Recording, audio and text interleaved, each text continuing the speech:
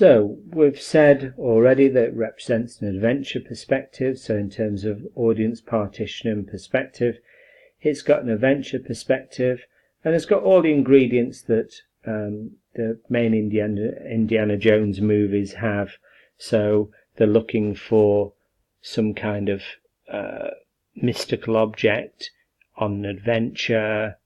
The mystical object might favour either one side or the other in winning the war.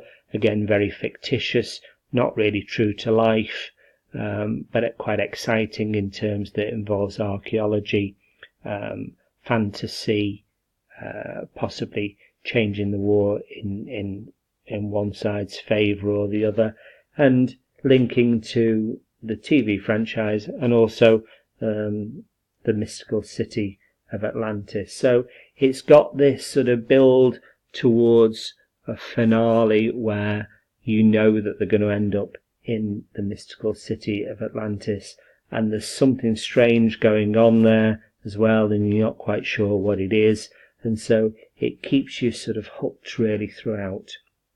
You play as the main character Indiana Jones and have to interact with lots of other non-playing characters throughout, solve problems. We've already said less linear in that sometimes you can solve them via combat, sometimes you can switch characters to Sophia Hapgood and get her to solve problems in a way that you can't.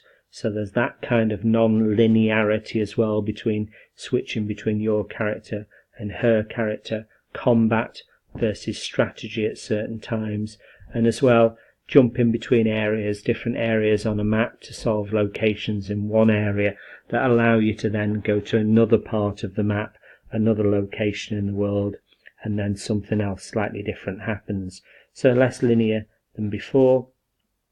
It makes you sort of think that you're travelling the globe a little bit. These are real places, although when you actually get there, then it's slightly fictitious within that area.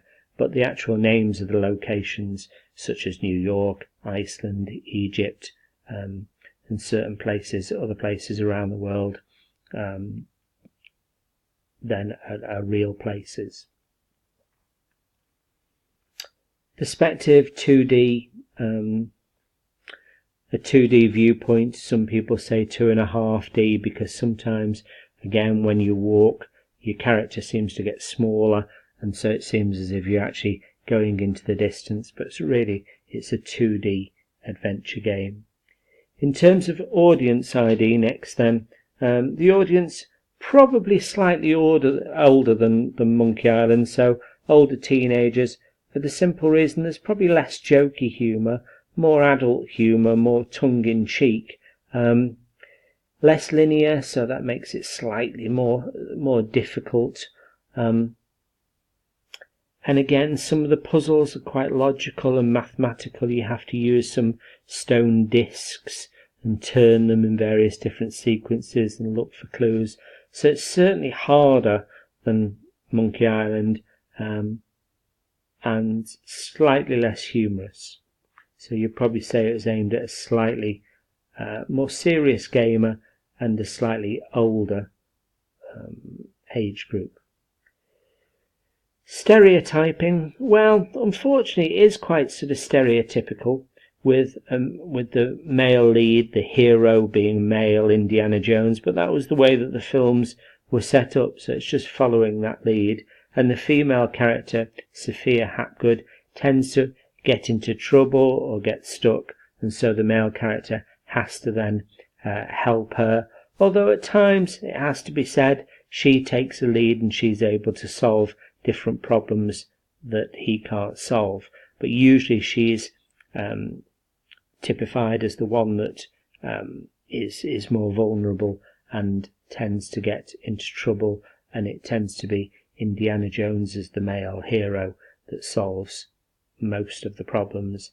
Again, the evil characters in the game, the Germans, depicted within the war as the bad guys, let's say, who were trying to get their hands on these mystical objects, these fictitious objects, or with special powers that might enable them to win the war. So stereotyping the Germans as the bad guys within this kind of era, war setting. Positive and negative representations. Well, it doesn't really portray female characters in a very good light. As we've said, it sort of stereotypically puts the female companion then as somebody that will get into trouble and need rescuing or need getting out of a certain situation by the male hero. So that's a negative representation in that sense. And some of the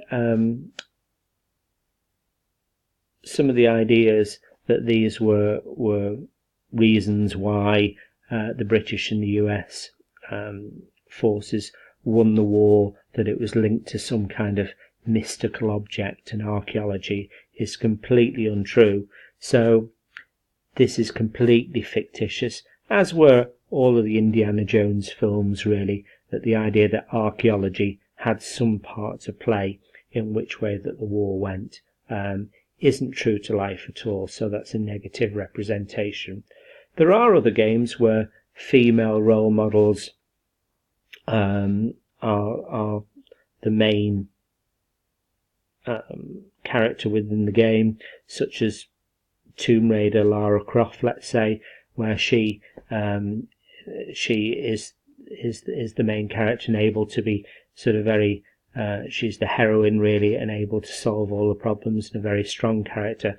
But in this case, you have to say that female characters are represented in a slightly negative way.